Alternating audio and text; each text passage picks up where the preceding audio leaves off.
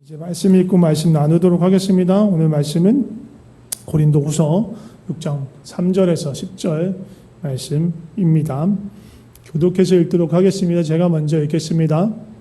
우리가 이 직분이 비방을 받지 않게 하려고 무엇이든지 아무에게도 거리끼지 않게 하고 우리들의 하나님의 일부로 사칭하여만이 견디는 것과 한과 고기과 불안과 내맞음과 갇힘과 난동과 수고로움과 자지 못함과 먹지 못함 가운데서도 깨끗과 흙과 오른쪽과 불안과 성령의 감화와 거짓된 사랑과 진리의 말씀과 하나님의 능력으로 의의 무기를 좌우에 가지고 영광과 용병으로 부르셨으며 하나님과 하나님의 이름으로 했느니라. 우리는 속이는 자 같으나 참되고 유명한 자 같으나 유명한 자요 죽은 자 같으나 보라 우리가 살아있고 징계를 받는 자 같으나 죽임을 당하지 아니하고 근심하는 자 같으나 항상 기뻐하고 가난한 자 같으나 많은 사람을 부요하게 하고 아무것도 없는 자 같은 것 모든 것을 가진 자로다. 아멘. 예, 오늘 말씀은 하나님의 일꾼이라는 제목으로 나누도록 하겠습니다. 고린도후서 말씀입니다. 고린도후서는 고린도 교회의 고린도 성도들에게 바울이 보낸 편지인데 두 번째 편지예요. 그래서 영어로 보면 Second Epistle to the Corinthians 이렇게 되어 있어요. 이제 영어 성경이고 그 전에 이제 이게 그 라틴어 성경을 그대로 이제 그 제목을 가져온 거고요. 두 번째 편지라고 되어 있는데요. 사실 이 내용을 고린도 전후서 내용을 잘 살펴보면요, 두 번째 편지가 아니에요. 최소한 고린도 교회에 보낸 이게 적게 잡아도 네 번째 편지 정도 됩니다. 고린도 전서 앞에 편지를 하나 보냈었고요. 그리고 고린도 전서를 보내고 고린도 전서와 후서 사이에 편지 하나가 더 있어요. 일단 이제 그거는 이제 이 고린도 전서 후서 내용을 보면 이제 나오는 부분이 언급되는 부분들이 있기 때문에 그렇게 추정을 할 수 있고요. 그거 말고도 또 바울이 더 많이 편지를 보냈을 수 있어요. 근데 어쨌든 최소한 확인되는 것만으로는 네 번의 편지가 있었고 그 중에서 이 편지는 네 번째 편지다라고 볼 수 있습니다. 이게 이제 그 고린도 전서와 이제 우리 본문이 후서 사이에 있던 그 편지의 별명이 있는데 그 편지가 뭐냐? 눈물의 편지, 막 준엄하게 꾸짖는 편지라는 별명이 있어요. 왜냐하면 고린도 교회에 심한 어려움이 있어가지고 그거를 너무 속상해서 사실은 바울이 실제적으로 방문을 했는데 그래도 뭔가 해결이 되지 않아서 너무너무 속상한 마음을 가지고 편지를 써서 보냈습니다. 디도편에 디도를 통해서 보냈어요. 너무너무 마음이 아픈 마음으로 쓴 편지이기 때문에 눈물의 편지, 뭐 준엄한 편지라고 말하고요. 거기에 어떻게 보면 너무너무 속상한 마음으로 고린도 교인들이 성도들이 어떠한 잘못 가운데 있는지를 이렇게 적나라하게 드러내고 그들 가운데 있는 그러니까 거짓 교사들, 거짓 선지자들 그들의 어떤 그런 모습들을 드러내며 이렇게 질책하는 그런 편지를 담아 보냈어요. 근데 다행이었던 건 이 편지를 받아본 고린도 성도들이 자신의 어떤 생각들, 태도들을 돌아보면서 크게 회개합니다. 그리고 그 소식을 편지를 가져갔던 디도가 그 소식을 받았던 그 편지 받은 고린도 성도들의 반응과 그것들을 보고 돌아와서 바울에게 고린도 성도님들이 바울 선생님 편지를 받아보고 이렇게 크게 도전을 받고 회개하는 그런 일들이 있었습니다. 돌이키는 일들이 있었습니다. 이렇게 얘기를 합니다. 그리고 그렇기 때문에 그 소식을 들은 바울이 너무너무 기쁜 마음으로 다시 편지를 보낸 게 고린도 후서입니다. 그래서 너무너무 그렇게 어떻게 보면 바울에게 또 미안한 마음들이 있었고 바울을 대적했었기 때문에 또 거짓 교사들에게 속았던 어떤 그런 스스로에 대한 어떤 그런 마음들이 있어서 고린도 성도들이 어떻게 보면 많이 좀 다운이 된 상태였기 때문에 고린도 후서에서는 좀 위로하는 격려하는 내용들이 있습니다. 그래서 격려하는 내용들이 있고 그리고 그 대적자들, 거짓 선생님들, 거짓 교사들에 대해서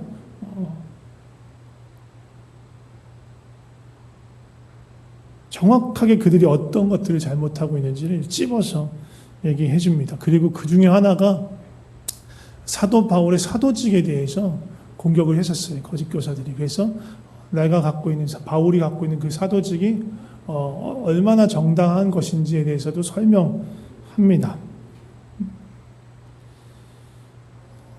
그 거짓 교사들이 바울을 이렇게 어떻게 보면 바울이 갖고 있는 사도직에 대해서 이렇게 흔들고 사람들에게 혼란스럽게 했던 빌미가 뭐였냐면요.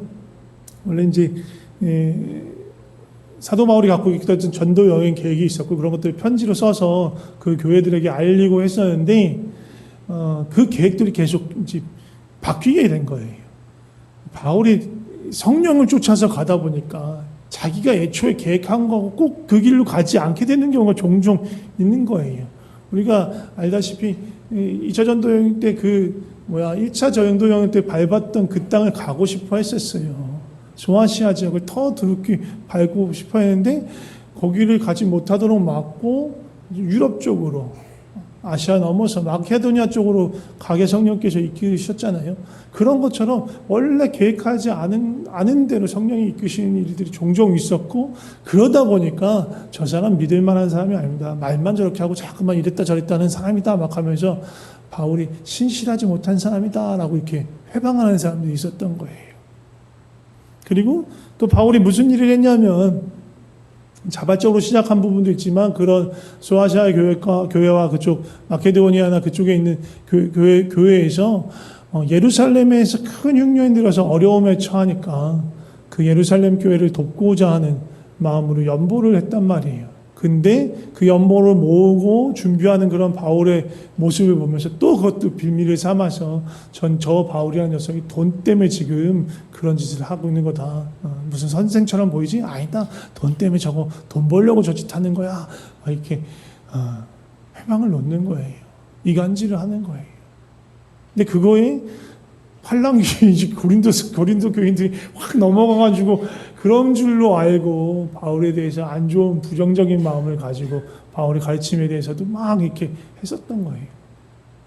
근데 그들이 사실은 그렇게 말한 사람들이 거짓 교사들이고 하나님의 편에 서 있지 않다라는 것들을 확인시켜주고 또 복음의 본질이 무엇인지 다시 보여주면서 편지를 보내는 것이 고린도 후서입니다. 그리고 예루살렘 교회에 보내는 그 연보가 내가 뭘 먹으려고 하는 거 아닌다라는 것을 다시 한번 밝혀주죠. 그런 그림이 이 고린도 후서의 어떤 전체적인 어떤 개요예요.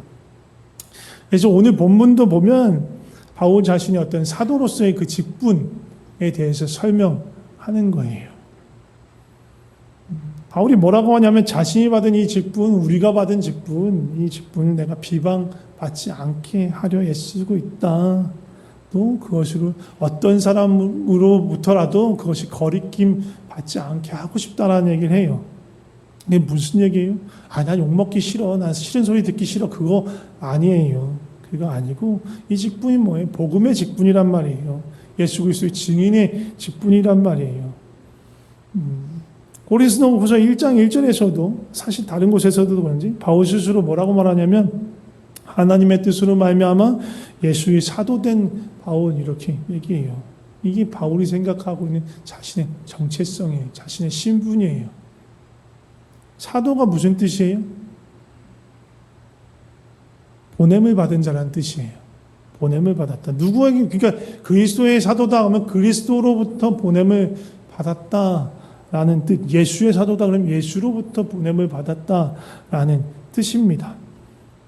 그러니까 하나님의 뜻으로 예수 그리스도의 보냄을 받은 자가 바울의 그런 정체성인데 그러면 뭘 하려고 그 예수님 뭘 어디로 무슨 뭐 때문에 보내느냐 그게 중요하잖아요. 뭐 때문에 보냈어요? 복음을 전파하라고 예수님의 증인이 되라고 보냈습니다. 특별히 이제 바울 스스로의 그 보내신 부르심에 대해서 이렇게 몇 번에 걸쳐서 이렇게 얘기하는데 그 구절들 몇 가지만 좀 살펴보면 사도행전 9장 15절 말씀 보도록 하겠습니다. 함께 읽으면 좋을 것 같습니다.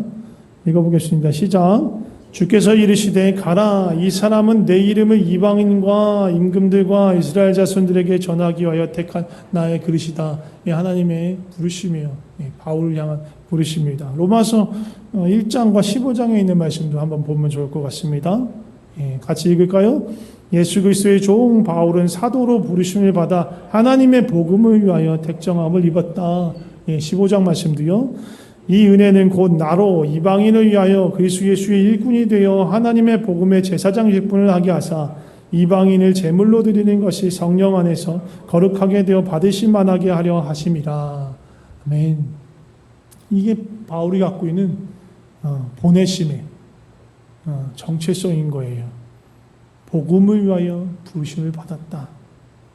복음을 전하기 위해서, 예수 그리스도의 이름을 증거하고 전하기 위해서, 특별히 이방인과 임금들과 이스라엘 자손들에게 복음을 전하기 위해서 하나님께서 보냈다. 예수님이 보내셨다. 라는 것이 바울이 갖고 있는 정체성이에요. 이 직분이 비방받지 않게 하려 한다는 건 그게 무슨 뜻이냐? 바울이라는 자기 자신이 어떤 개인이 욕먹고 싶지 않다 그런 얘기가 아니고, 나의 어떠함으로 인해서 내가 전하는 이 복음이, 내가 증거하는 이 예수님이 욕먹게 하고 싶지 않다. 그거 내가 나의 어떤 삶의 어떤 잘못으로 인해서 다른 사람들이 이 증언을, 이 복음을 받아들이는 데 있어서 거리낌이 되고 싶지 않다. 그 얘기인 거예요. 내가 욕먹는 거 그게 중요한 게 아니라 이 복음이, 증거되는 예수님이 사람들로부터 거리껴지지 않았으면 좋겠다라는 심정이 바울의 심정인 거예요. 그런데 지금 우리의 모습을 보면 참 너무너무 부끄럽고 좀 안타깝습니다. 특히 이제 우리나라에 있는 많은 교회들, 또 교회 안에 성도들, 성도들뿐만 아니라 목회자들, 참 너무너무 부끄러운 일들을 많이 합니다. 그 결과가 뭐예요? 복음이 비방거리가 되는 거예요. 복음을 거리끼게 만드는 거고요. 예수님을 사람들이 피하게 만드는 거예요. 반기독교 정서가 있게 만드는 거예요. 누가 그걸 만들어요? 기독교인들이 만드는 거예요.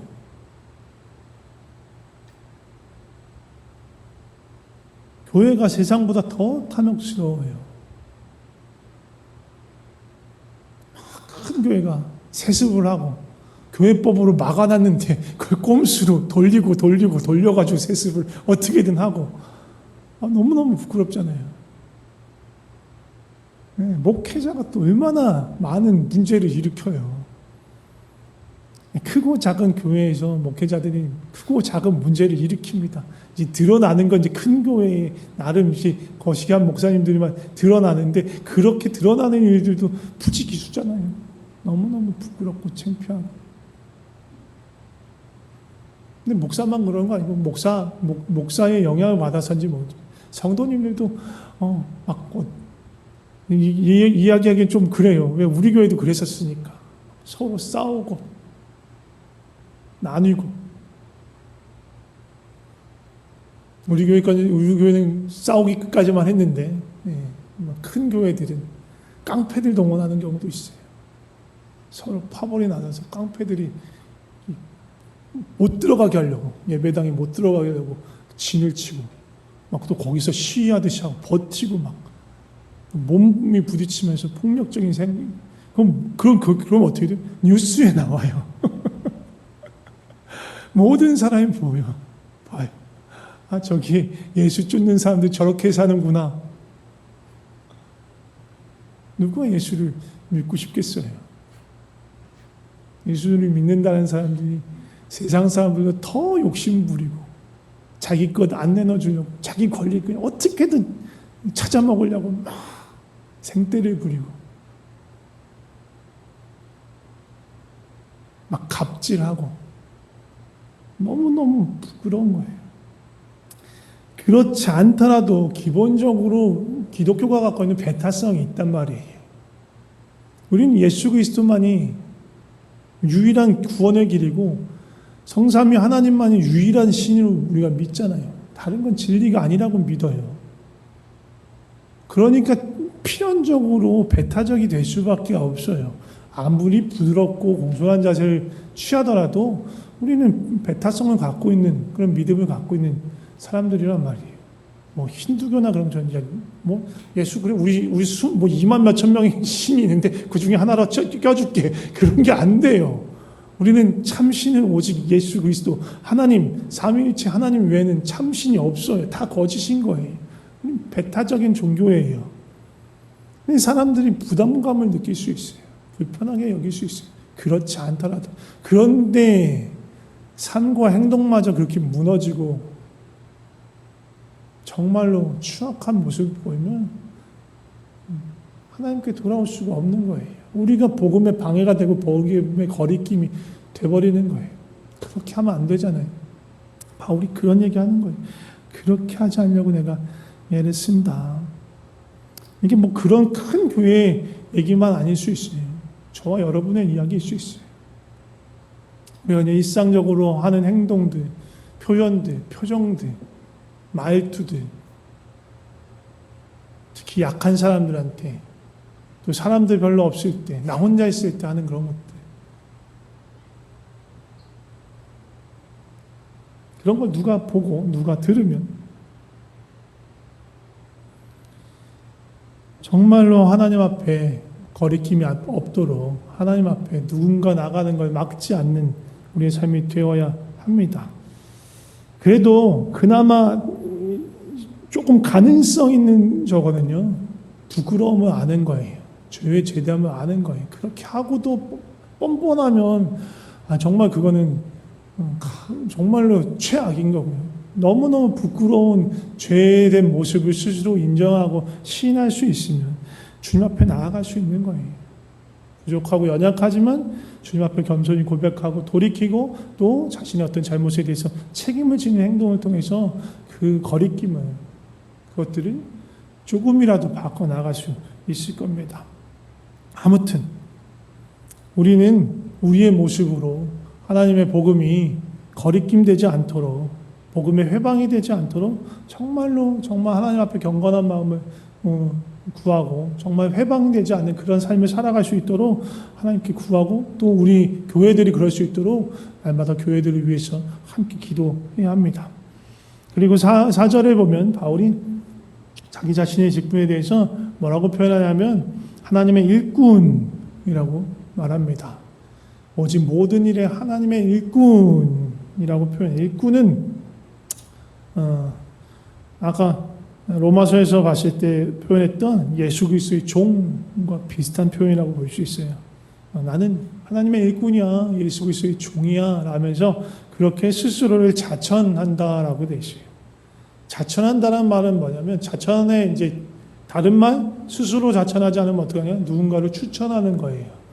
이게 무슨 말이냐면 당시에 바울처럼 순회하면서 뭔가를 강론하는 사람들이 있었어요. 순회하면서 강론하는 교사들이 있었어요.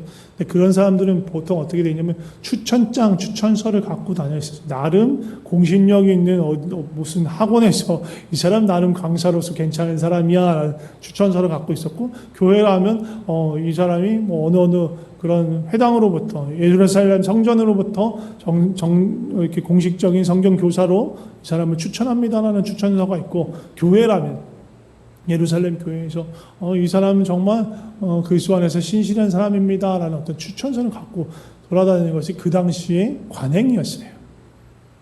그러니까 어떻게 보면 일종의 자격증 같은 거였어요. 교사 자격증. 강사 자격증 뭐 이런 거 갖고 나 이런 거 있어 하면 사람들이 그래 저 사람 믿을 만한 사람이구나 하면서 그 사람에게 귀를 기울여 듣는 거예요. 일종의 그런 권위로 사용하는 거죠. 근데 바울은 이런 거 갖고 다니지 않았어요. 그러면서 이제 거짓 교사들은 오히려 추천장을 갖고 다녔어요. 그러면서 그걸로 또 바울의 걔 추천장 봤어? 없잖아. 우리 추천장이지. 그게 누구 말입니다. 우리가 믿을 만한 거야. 내 말을 들어야 돼. 나 자격증 있고 걔는 비자격증 있잖아. 자격증도 없는 애 말을 어떻게 들어? 라고 했던 거예요. 근데 바울은 이렇게 얘기해요. 그런 나 추천장 갖고 다니지 않아.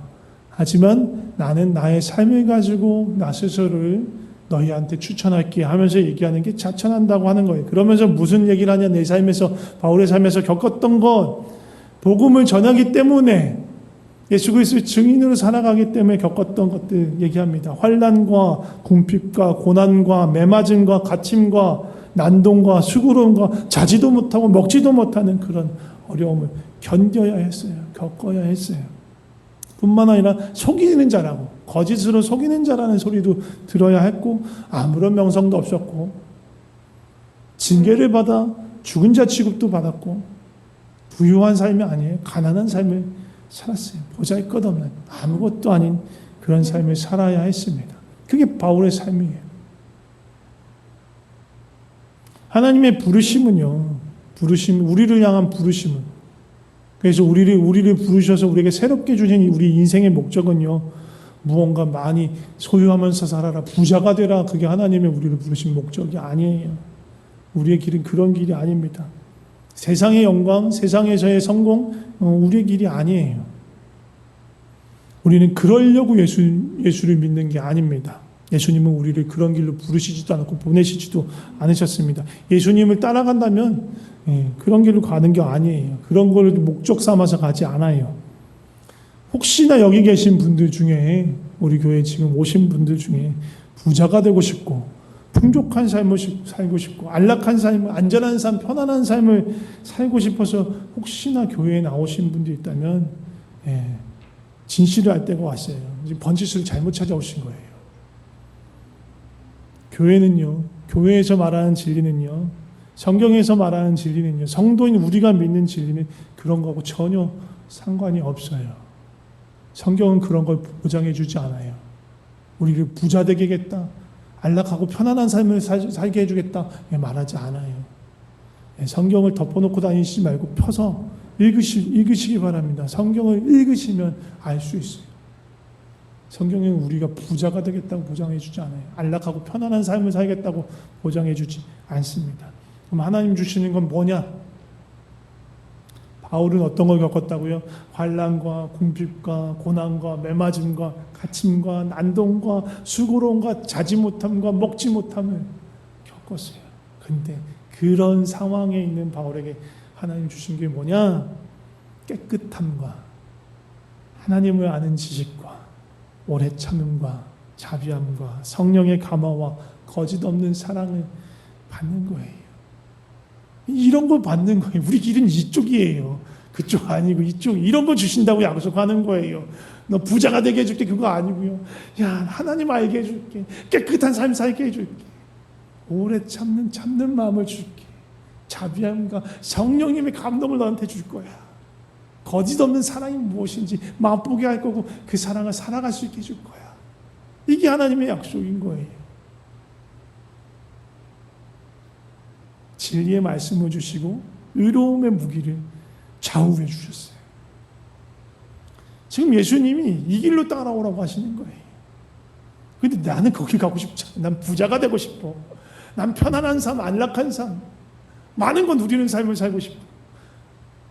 가는 길이 다른 거예요. 예수님 저쪽으로 오라고 하고 저쪽으로 가시는데 나 이쪽으로 가고 싶은 거예요.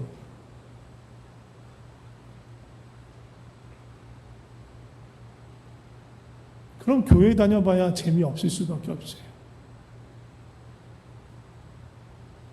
세상의 길, 육신의 길은요, 성령의 길과 달라요. 부딪힐 수밖에 없어요. 세상의 생각, 육신의 생각은 성령의 생각과 부딪힐 수밖에 없어요. 주님을 따라가면 얻는 것, 주님이 주시는 건 이런 거예요.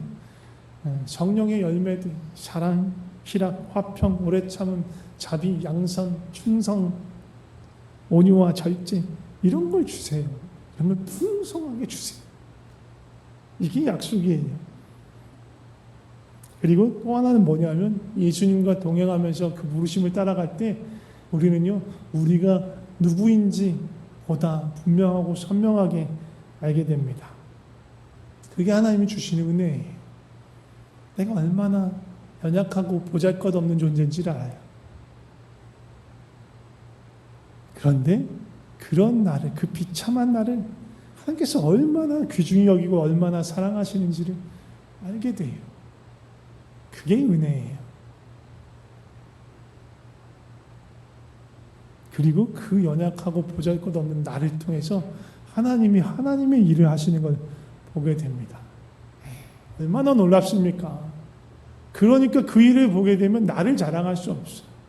난 연약하고 보잘것없고 비참한 삶입니다. 그런데 하나님이 하시는구나. 야, 하나님이 이런 놀라운 일을 하세요. 하나님을 자랑하게 되는 거예요. 나는 아무것도 아닌데 주님이 다 하시니까. 그리고 하나님은 우리에게 예수님을 따라갈 때 평안을 주십니다. 세상이 줄 수도 없고 세상은 알 수도 없는 그 평안을 주세요. 평안, 히브리어로 뭐라고 해요? 샬롬. 샬롬이에요. 하나님이 다스림 안에 있을 때 누리는 샬롬입니다. 요동하지 않게 돼요. 물론 요동을 전혀 안 하는 게 요동이 점점 줄어들어요.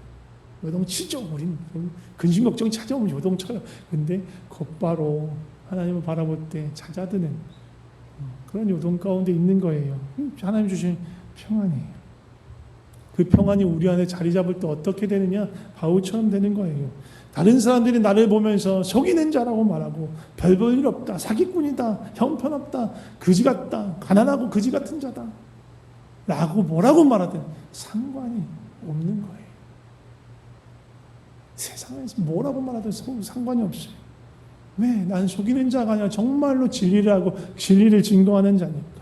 주님이 주신 진리, 주님이 가르쳐 주신 진리, 성령으로 인해서 가르쳐 주신 그 참된 진리를 드러내고 전하는 자니까 밖에서 뭐라고 말하든 소용이 없는 거예요. 사람들에게 무명해 보일지라도 지난주에 뭐라고 말했더니 하나님을 사랑하는 자 누가 아신다고요? 하나님이 아신 바 된다. 하나님께 유명한 자가 되는 거예요. 천국에서 유명한 자가 되는 거예요. 세상에서 무명한 거 소용없어요. 천국에서 유명한 자, 하나님께 유명한 자가 되는 겁니다. 하나님이 나를 특별한 관계로, 인격적인 관계로 만나시고 알아가 주시는 거예요. 세상에서 여러 가지 어려움을 당하고 환난을 당하고 핍박을 당하고 징계를 당해도 우리는 우리가 가진 예수 그리스도의 생명을 빼앗기지 않아요. 그게 우리에게 주신 복입니다.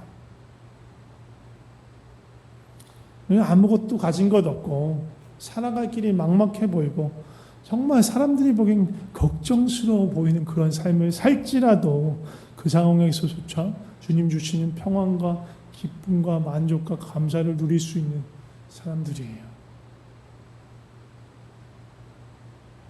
그리고 내가 가진 게 없는데 다른 사람을 부욕해 할 수 있어. 풍요롭게 할 수 있어. 우리를 보내시고 우리 부심해요. 어떻게 부욕해 할 수 있느냐? 첫 번째는 생명을 주는 복음으로 부욕해 하는 거예요. 하나님을 아는 지식을 나누고 또 경험을 나누고 그것으로 사람들에게 은혜에 대한 갈망을 일으키고 또 예수님을 알므로 해서 그 생명 가운데 그 풍성한 가운데로 초청할 수 있는 거예요. 그런데 거기서 머무는 것 아니에요. 우리를 통해서 실질적인 도움이 필요한 그 사람들에게도 하나님의 부요함이 흘러가게 만들어요. 예, 아까 우리가 봤던 바울 부자가 아니에요. 사람들에게 또 사례를 받지도 않았어요. 그냥 스스로 텐트 메이커로 천막 만드는 사람으로 스스로 일해서 벌어 먹으면서 자신이 필요한 삶에 필요한 것들을 재정들을 마련했고 자신은 뭐 다른 교회로부터 받지 않았어요. 대신 뭘 했냐? 자기는 많이 갖지 않았지만 도움이 필요한 교회들을 위해서 통로가 되었어요. 다른 여러 교회에서 뭐 연보들을 가지고 다른 교회들을 가난과 어려운 가운데 있는 교회들 부욕해 만들었죠. 그 일 참 잘하시는 분이 김동원 목사님이세요. 제가 뭐 우리 교회도 그렇고 예전에 제가 섬겼던 높은 교회들도 높은 푸른 교회에서도 헌금 설교 거의 하지 않아요. 뭐 11조 내라 뭐 건축 헌금은 말할 것도 없어요. 건축하지 않으니까 교회 건물을 갖고 있지 않으니까 건축 헌금은 안 해요. 대신 보이지 않는 성전이라고 해서 북한 선교 또 다음 세대 선교를 위해서 준비하는 그런 재정을 차라리 준비하고 마련하고 그런 헌금 항목도 있어요. 근데 그것도 하라고 하지 않아요. 그런데 김동원 목사님 가끔 이제 교회에서 돌면서 설교를 하시는데 한 1년에 한 두세 번 하시나 서너 번 하시나 그 정도 하시는데 이렇게 김동원 목사님 오실 때마다 헌금 설교를 많이 하세요. 그래서 김동훈 목사님 오시면 수근수근거리는 친구들도 있어요. 또 무슨 돈 거들어 오셨나 그렇게 하시는데 아무도 불만을 갖지 않아요. 왜냐하면 뭐 때문에 헌금을 하는지 그 목적이 너무너무 분명했고 어떻게 그걸 쓰려고 하시는지에 대해서 구체적인 계획을 갖고 계셨어요. 왜? 그냥 막 떠오른 게 아니에요. 기도하면서 하나님이 주신 것들을 계획을 하나둘씩 마련하고 준비하면서 이러한 재정들이 얼마만큼 필요하다라는 것들까지 생각을 하신 다음에 나누기 시작하는 거예요. 하나님이 이런 마음을 주셨어요. 북한에 이런 어려움이 큰 어려움이 있어가지고 굶어주는 사람이 부지기수래요. 우리가 그 사람들 어떻게 도울까? 직접 뭘 줄 수는 없으니까. 그러면 북한 근처에 있는 연접해 있는 중국 시장에 쌀을 풀자. 그래서 그 사람들이 더 훨씬 싼 값에 쌀을 살 수 있도록 도움을 주자. 그러면서 그런 헌금을 거두세요. 그러면 또 그 얘기 듣고 또 주머니를 열어요. 그거를 잘 하시는 분이 김동훈 목사님이세요. 김동훈 목사님 본인이 떼부자가 되지 않으셨어요. 그런 걸로. 그냥 연금 받아서 사세요. 그래서 저보다 부자인 것 같아요. 그건 뭐 어쩔 수 없지만 아무튼 하지만 그 김동훈 목사님으로 말미암아 수많은 사람이 그 하나님의 부요함을 경험하게 된 겁니다. 그런 부요함을 경험했던 분이 이제 청소년 수련회 이제 다음 주 가게 된 그 쉴만한 물가 만드시고 기도하시고 또 지난 저 비었을 때 자리 비었을 때 오셨던 김성민 선교사님도 그런 김동호 목사님의 그 부요함을 나누어 받고 단지 물질적인 그런 부요함만 나눈 게 아니라 그로 인해서 여러 가지를 무너졌고 낙심됐던 삶이 위로받고 새롭게 세워지는 그런 결과, 그런 열매들이 있었던 거예요. 하나님 우리를 통해서 그런 일을 하세요. 김동호 목사님만 통해서 하는 게 우리 모두를 통해서 그런 일들을 해요. 나를 통해서 누군가를 살리고 누군가를 부욕해 하는 일을 하세요. 누가 하나님의 일꾼이에요? 사도 베드로, 사도 바울, 사도들만? 아니면 저처럼 신학 공부하고 안수받고 목회자가 된 사람? 아니면 다음 주에 우리가 뽑을 장로님들, 그래서 안수받아서 장로, 시무장로가 되고 안수집사 되고 권사 되는 그런 사람들만 하나님의 일꾼입니까? 아니에요. 모두가 다 예수 그리스도를 믿는 사람들은 다 하나님의 일꾼이에요. 그리스도인은요 정말로 많은 정체성, 많은 신분을 갖고 있어요. 다 하나님과의 관계 안에서 나타나는 거예요. 하나님은 우리를 어떻게 부르신가에 대해서 그 부르심으로 우리의 모든 정체성과 신분을 설명할 수 있어요. 우리는요 하나님의 긍휼과 그리스도 예수의 그 보혈의 은혜가 필요한 죄인이에요. 명확해요. 이게 우리 정체성 중에 하나예요. 그런데 그런 우리에게 하나님이 긍휼로 우리를 부르시고 예수 그리스도의 보혈을 덮어서 그 의로움을 옷 입게 하셔서 의롭게 칭하시는 의인이 되는 거예요. 죄인이면서 의인이에요. 우리는.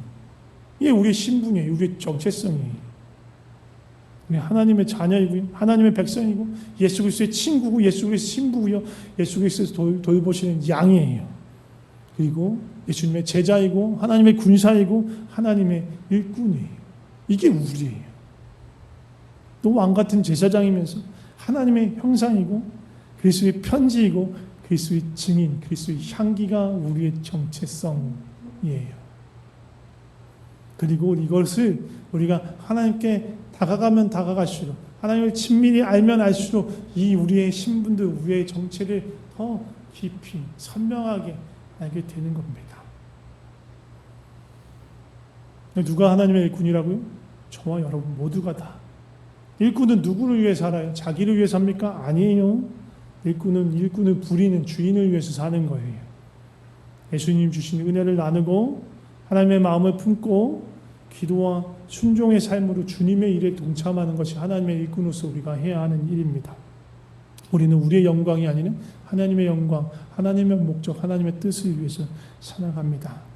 우리 한 사람 한 사람이 주님이 주신 사랑과 그 생명의 풍성함 가운데서 하나님을 섬기고 그 하나님을 섬기기 때문에 하나님의 기쁨을 우리가 함께 누리는 그러한 삶을 살았으면 좋겠습니다. 같이 기도하면 좋을 것 같습니다. 먼저 우리를 하나님의 일꾼으로 부르신 그 하나님께 우리의 삶을 드리면서 기도하면 좋을 것 같습니다. 나는 하나님의 일꾼입니다. 하나님 나를 주님의 뜻에 따라 사용하여 주시옵소서. 지금 이제까지 내가 내 마음대로 내 뜻대로 세상 욕심 쫓아서 살았는데 그것 다 내려놓고 하나님의 일꾼으로 되길 원합니다. 그렇게 고백하면서 기도했으면 좋겠습니다. 같이 기도하겠습니다.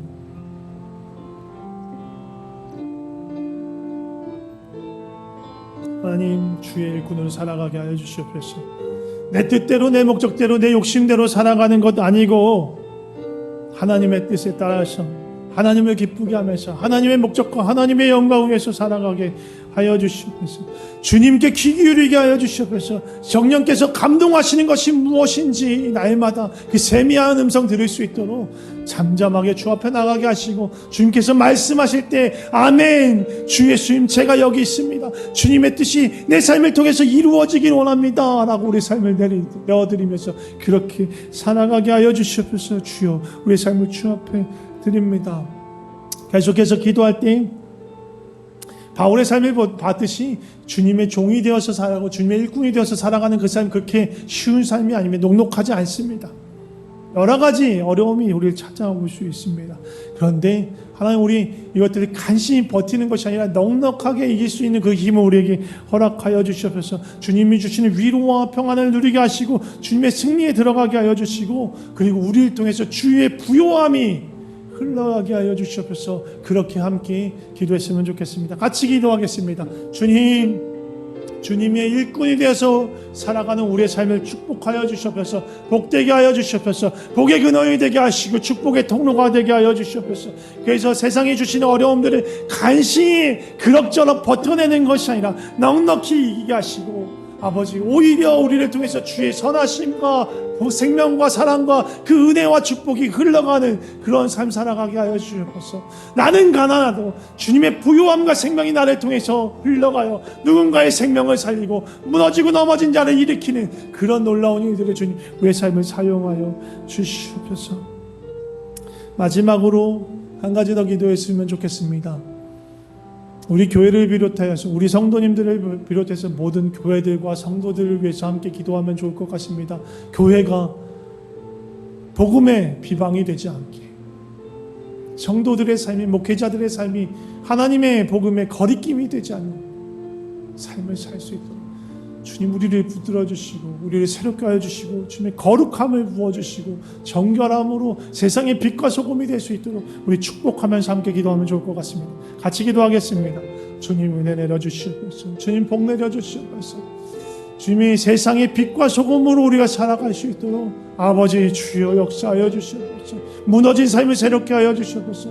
주님 우리 교회들이 무너진 부분들이 있습니다. 세상을 따라가고 세상의 욕심에 무너진 부분들이 있습니다.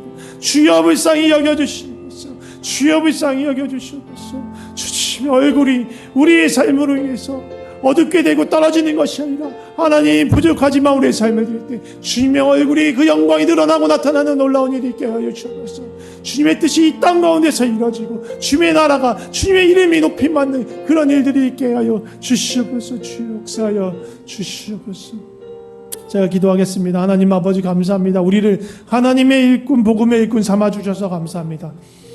주님도 아시고 우리도 알지만 우리는 정말 한없이 연약하고 부족합니다. 아무런 능력이 없습니다. 그래서 주님만 바라보고 주님만 의지합니다. 주님 우리 가운데서 역사하여 주셔서 우리를 통해 주님의 능력과 생명과 사랑이 나타나게 하여 주시옵소서. 주님 혹시 우리가 주님의 일꾼으로서의 신분을 잊어버리고 우리를 자신만을 위하여서 나의 목적, 나의 욕심을 위해서 살아왔고 행했던 일들이 있다면 주님 이 시간 용서하여 주시고 은혜로 우리의 마음을 새롭게 하여 주시옵소서. 주님 우리 주님의 일꾼으로 살아가길 원합니다. 그런데 이 일꾼으로 살아갈 때 크고 작은 여러 가지 어려움을 만날 것입니다. 주님 그럴 때마다 주님이 주시는 주님의 평안으로 넉넉히 이기게 하여 주시옵소서. 오히려 그 모든 어려움을 통해서 주님을 더 가깝게 주님께 나아가게 하시고 주님을 더 깊이 친밀히 알게 하여 주시옵소서. 주님 주의 몸된 교회들을 축복합니다. 주의 성도들을 축복합니다. 거룩함을 잃지 않게 하여 주시옵소서. 세상에 물들지 않게 하여 주시옵소서. 복음과 예수 그리스도 이름에 거리낌이 되지 않도록 우리를 정결하게 새롭게 하여 주시옵소서. 혹이나 우리의 잘못과 부족함으로 복음에 거리낌이 된 것이 있었다면 주님 깨닫게 하시고 돌이키게 하시고 회복시켜 주시옵소서. 주여, 그래서 주의 교회가 정말로 주의 교회와 성도를 통해서 정말로 예수 그리스도의 이름이 높임을 받고 영광을 받고 주님의 나라와 주님의 뜻이 이루어지는 그러한 놀라운 일들이 일어나게 하여 주시옵소서. 주님 감사합니다. 예수님의 이름으로 기도드립니다. 아멘.